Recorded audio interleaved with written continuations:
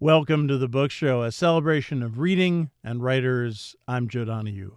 Acclaimed author Kate Russo's latest Until Alison is a literary thriller that is at once about class, gender, and the arbitrary nature of violence. When Alison, a prominent figure in the small town of Waterbury, Maine, is found dead in Pleasant Pond, the community is shaken. The location is hauntingly familiar. It's the very place where Alison and Rachel Nardelli, once close friends turned childhood rivals, last parted ways in eighth grade. For Rachel, the discovery is far more personal. She had seen Alison the night she died. Their exchange was tense, marked by unresolved bitterness and a moment of carelessness Rachel can't take back. By morning, Alison had vanished. Haunted by guilt and fractured memories, Rachel joins her high school journalism team in an effort to uncover the truth. Kate Russo's previous novel was Superhost.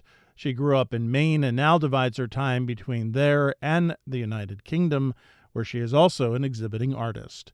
It's a great pleasure to welcome Kate Russo to this week's book show. Oh, I'm so excited to be back. This is a different book than Superhost. What brought you to this thriller aspect of going in that direction?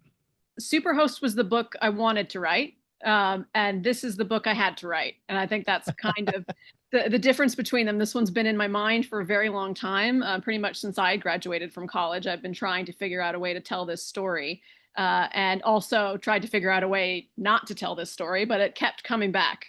So I felt like the only way to do it was to just sit down and write it, which is what I started doing in the pandemic. It's true, it's very different from Superhost. It's not rooted in comedy the way Superhost was, but I'd like to think there are still some funny moments in this book. But it started out as a character study. It started out as a study of these two girls and what they meant to each other, and sort of built itself into a thriller as I was going along. I think one of the things you realize while you're reading this book is about the two women you're writing about, that a lot can happen in a very short period of time, and while it may not be that much on the calendar, that idea from high school to graduating from college can be a Hmm. lifetime. Yeah, absolutely. I mean, when I was, it's been 22 years since I graduated from college.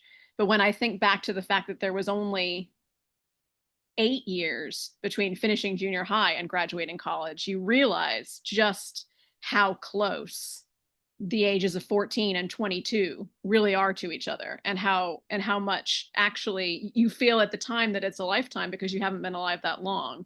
But really, Rachel in particular remembers, and in her early 20s is still incredibly haunted by who she was when she was 14.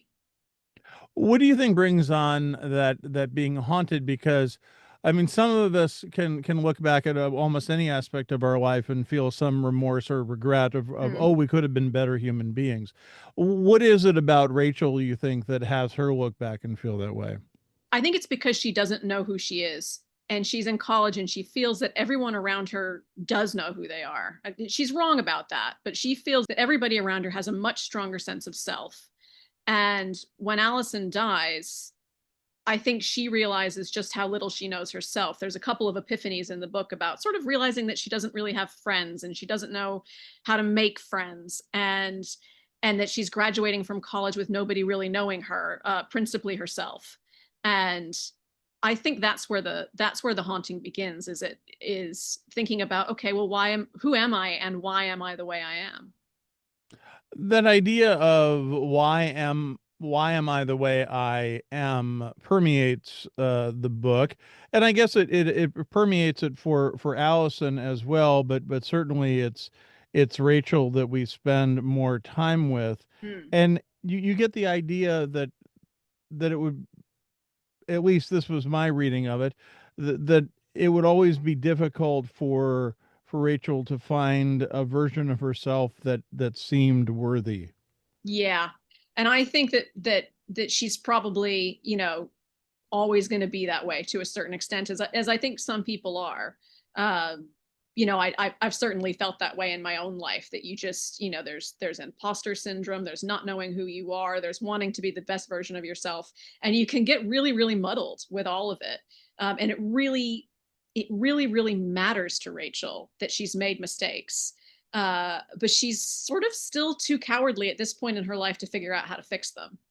I'm hopeful for her that as life goes on, she will learn how to make up for the things that she felt she did wrong. But the difficulty is that she feels she can't do that with Alison, because Alison is gone. So she's stuck on that.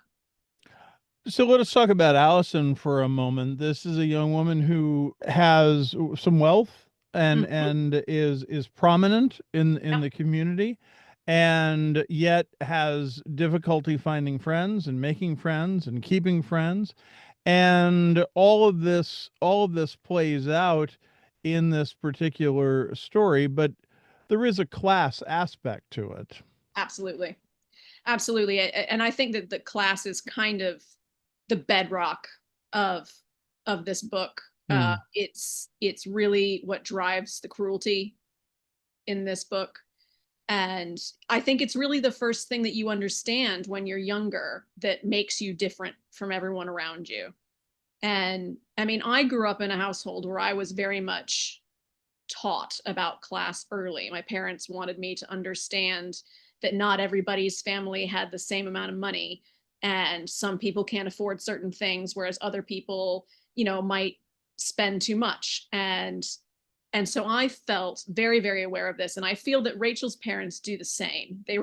They really, really want her to know that she is taken care of, but they are not wealthy, and that Alison comes from a very wealthy background, but similarly, there are kids who who don't have who don't have enough, don't have nearly enough.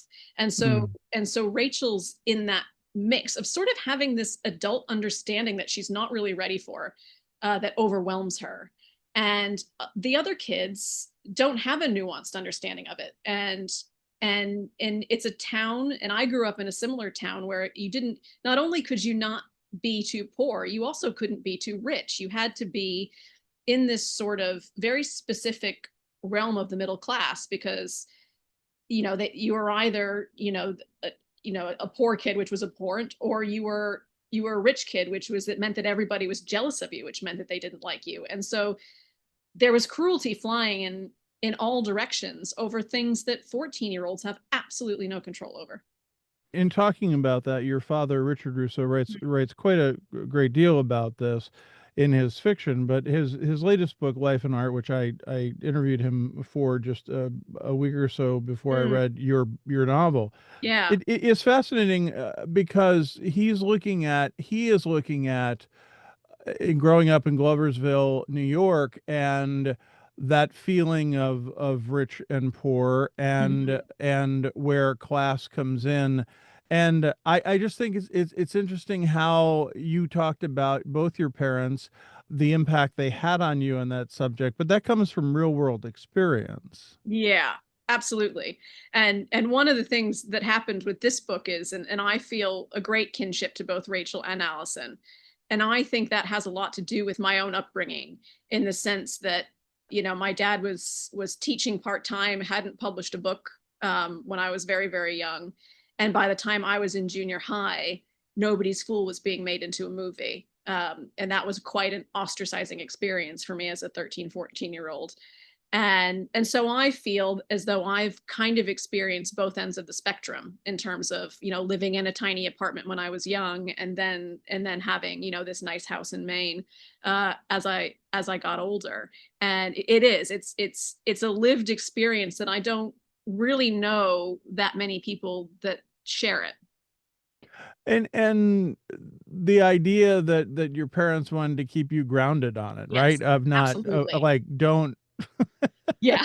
don't don't get too carried away. Yeah, no, I mean, yeah, I can't overstate that enough. I don't think that there's been any point in my family's life where they felt um, that they were anything other than sort of working middle class, and that's everybody's mentality.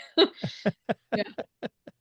When you were working on this book, Was it always, because you're telling it, obviously Allison is deceased, but are you telling the story of both women, or is it, in your mind, is it really Rachel's story? Yeah, such an interesting question because I essentially pose it in the book when Rachel has, she's having her short story critiqued and Allison's in the same class and Rachel's written a story about the two of them. And Allison asks her, well, whose story is this? And and Rachel sort of has to admit that she doesn't really know. And I think at the end of the day, it's Rachel's story. It's Rachel's story about, it's her coming of age story. I think if Allison could tell the story, she would tell it completely differently. And that's fascinating because obviously what happens, but it's because of the way they live their life, and also that even because Allison comes from some wealth, is feels just completely ostracized. Yeah. Yeah, but she's also this incredibly, she just refuses not to, she's going to be herself. And Yeah, it doesn't matter how much she's bullied. She has this kind of real drive to be who she is, and maybe that's coming from a family that supports and loves her, or maybe it's the privilege that's inherent in her life, but she chooses to be herself. She chooses not to change despite all of the bullying that she's getting, and that makes Rachel just jealous and angry, because she doesn't feel like she has that option, which again is of course a lie she's telling herself. Allison has this problem with a lot of her peers. Yes. Yes. And I think the question for the reader is, because I feel like I don't know the answer to it, is just how much is she bringing a certain amount of her ostracization on herself? I mean, she doesn't deserve a lot of the bullying she gets. Nobody does. But at the same time, she doesn't seem to know how to make herself available to other people. And and I think she expects people to meet her on her level, and I think she's doesn't understand her own wealth. She doesn't understand that buying people things isn't necessarily the same as being friends with somebody. Right. Yeah. There's a moment in the book where both Allison's parents and Rachel's parents meet up, Hmm. and they're having a conversation with how Allison is being treated by Rachel and other students at the school. And it's a real eye opener for both sets of parents. Hmm. And I really is I mean it's awkward as hell, but I Yeah. really enjoyed that moment Mm. of reading because it's so real and very true as to just how hard that is to put your finger on. Yeah, that's one of my absolute favorite scenes in the book, that I worked on really, really hard because Rachel's parents and Allison's parents are so different in so Right. many ways, but they needed to share this space, and they wanted the same thing. And of course, Rachel's parents are ashamed of what their daughter has done. Allison's parents are, I think, enormously gracious considering the situation, but they're doing it in this massive house, that Allison's parents own, and it's clear the class distinction. And it's the father who is very clear that he wants to come to some understanding, but he's also the one who's rolling his eyes a bit. Yeah, yeah, and Allison's father is kind of throwing his hands up in the air to some extent and saying, "Well, it doesn't matter. I'm going to send her to private school next year anyway." Yeah. And in that, I mean, how can Rachel's family take that as anything other than insulting? And it's something that comes back of there's always this out, and also as you write the story, Allison doesn't leave right away, which is Yeah, is is another aspect to it of, because I think you even say in the book, it's like, okay, well, it's September. I mean, you still have to get to June, for God's yeah, sakes. yeah, yeah. And so she takes some time off, and I think she ends up sort of, yeah, the school works out a schedule whereby she's not sort of being in places where she could easily be bullied. But yeah, I mean, when you're 13, the time between September and June, I mean, that's enormous. I also enjoyed that aspect of that the school's way of dealing with her feeling ostracized was to lock her up in a library. Yeah, yeah, yeah, yeah, Which is, I mean, that's a real thing. That I yeah, mean, absolutely is. artistic license there. But Yeah. Kate Russo is our guest. The name of the new novel is Until Allison.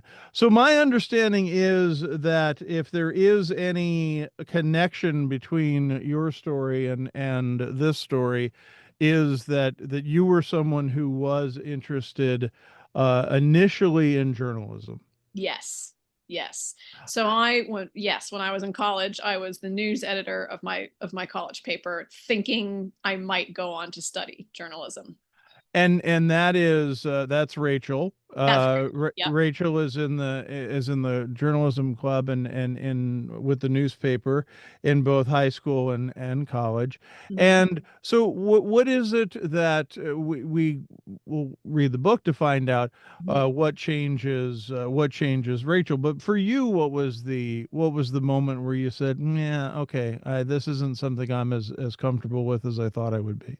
Well, it was the murder of a classmate. So, so this is kind of the crux of the novel that sort of that's close to my own life. But that's kind of where the comparison ends. The girl that was murdered at my school, we were not friends. I had nothing like the relationship with her that Rachel and Alison have. But what I learned in the experience of her being murdered was that I didn't want to cover it, and I didn't think that when it came to real news issues that I could do them justice. I had a moment where I needed to potentially go interview her roommates, and I realized I couldn't do it. I said, I value their privacy more than I value writing this story. And that was the moment where I realized, that's not a journalist instinct at all. And so that was, again, it was September and I knew I needed to stick out the year until June. But then after that, I was done. But you knew you still wanted to write. I wasn't sure. When I decided that journalism was gone, I went to art school and painted full time pretty much for 10, 15 years, and really tried not to write because I felt that following in my father's footsteps would be a terrible idea. And then I just started writing because I couldn't not. And I enjoyed it too much. And then it just became a part of my everyday life, and here I am, writing after all. Do those pursuits ever battle each other in the sense of whether it be an artistic pursuit or a novelistic one? Not really. I mean, only in time. I mean, Right. both just take an incredible amount of time. So it does sort of feel like having two full-time careers at once. Uh, but no, they harmonize really pretty well. When I get stuck on one, I move on to the other, and then back and forth I go. When you say harmonize, and I Yeah. know, I think I know the in the context of how you were just using it, but Hmm. but harmonizing in subject too, right? I mean, it would seem like one would inform. I always ask journalists how if being a journalist makes you a better novelist, and most journalists will admit that it does. Yeah. But as far as an artist, does that help in that pursuit, or vice versa? I think it does. I think the mindset for both is very much the same in terms of just the attention to detail that is required for both. And so I learned that as a painter, but I use it as a writer just as much. And I had a painting professor who told me that something has to look good up close and far away, and that's something that I think about constantly with writing novels as well. The sentence has to be good, and so does the book. And it needs to work, finding a way to make things work on every level. And so, yeah, I think absolutely it makes me a better writer. Do you get more of a chance to fine tune with writing than you do with art? I mean, and there's always sketching, of course, there's always Mhm. pinpointing, but I mean, it is paint after all. Yeah. there is a, there is an everlasting point to it where you're committed. Yeah, yeah. And I fiddle much, much more as a writer than I do as a painter. And, the thing that really surprised me when I started writing professionally was just how much more of a collaborative art it is. When I'm painting and I show somebody the painting, nobody ever says, I think maybe that green, I think you should make that a bit more blue. Nobody does that in painting. Whereas in writing, your agent is reading the book. You're probably having some people read the book even before you give it to your agent, and then your editor's editing it. So everybody's got input, and it's so much more of a collaborative art. And I can't imagine the horror of putting out a book without having these reads, without having these notes. It would be not nearly as good a book. It's such an important stage. And the writing, the rewriting, the drafts, that that's a process that you enjoy. It is. It is. It's always scary. It never stops being scary. But once I get into it, I really enjoy it. Kate Russo is our guest. The name of the new novel is Until Alison, and it is now out from Putnam. That idea, and we talked about this at the beginning, but that idea of really a very thin line between teen angst and an adult regret. Hmm. Would and I asked the question because of the way that you use time in the novel, and even within chapters of the going and back and forth, and becoming comfortable with that as a form of telling the story of one minute we're in the present, and then suddenly we are given a view as to how that moment came about. Yeah. Yeah, I think one of the things that I wanted to do with time in this book when I started was I wanted to bookend it actually with the two elections. I wanted the junior high years to be the electing of Obama, and then in 2016, obviously, we're looking at electing Trump for the first time, and that for me was the real sort of like, oh God, what a difference 8 years makes. We were at hope. Everything was about hope in 2008. And then in Right. 2016, Rachel's graduating college, and this, she wants a woman to become president. She thinks it's going to happen. And, and the world where that doesn't happen is a very, very scary one to her, rightly so. And so that was kind of how I wanted to show the difference in time. One of the things that I think you do beautifully, because this is such a part of life for so many people, and it's a weird part of life, but how both these characters, they leave high school and they both end up at the same college. Yeah. And yet it's a small college in a small town, and you know what? You could ignore just about anybody. Yep. Yep. And that was certainly the case for me. I mean, I went to college with people that I went to high school with or junior high with, and I spent 4 years almost never crossing their path. People find their patch. And I think that's one of the things that's difficult for Rachel's, because everybody else seems to have found their group and their patch except for her, or that's the way it feels to her. Yeah. Is that intentional, do you think, or is that something that, in other words, you go out of your way to avoid those people, or do you feel, okay, I've tried this once, it's not worth trying again, or or is there a new chapter to it of saying I'm starting something new, I'll broaden Yeah. my horizons and bring new people into my circle? Yeah. I think with Alison, it's absolutely that Rachel's like, I'm not going there again. Uh, Yeah. but in terms of everybody else, I think she mistakenly thought that everyone was going to sort of come to her, and then she would choose who she liked. And it's like she just doesn't really know how it works. She's too nervous to figure it out. And then by the time she realizes she's got no one in her mind, she feels like it's too late. And that's the mistake.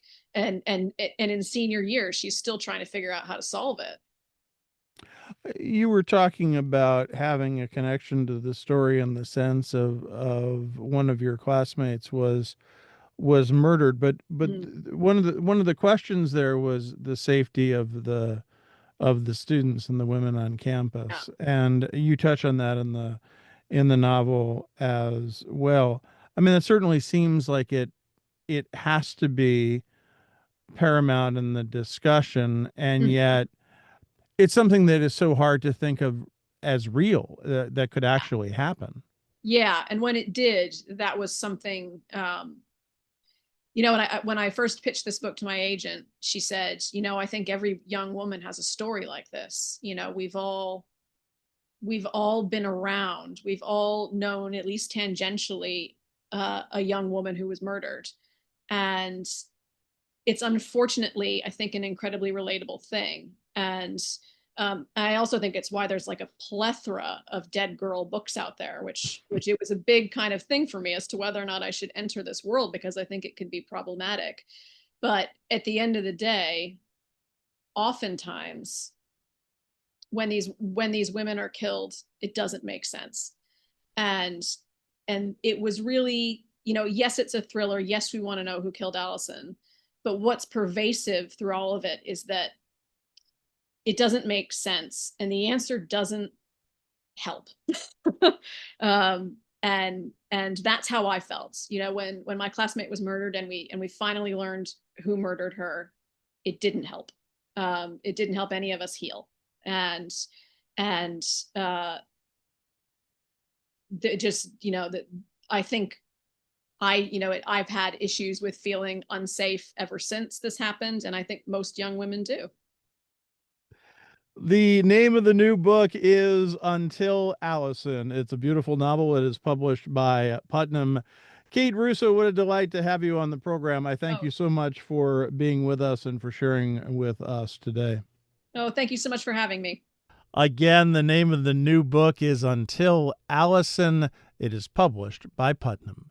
Thanks to our producer, Sarah LeDuc. Write to us at book@wamc.org. The latest on National Productions programs is available via the Airwaves newsletter at wamc.org and on social media at WAMC Radio. Bookmark us for next week. And thanks for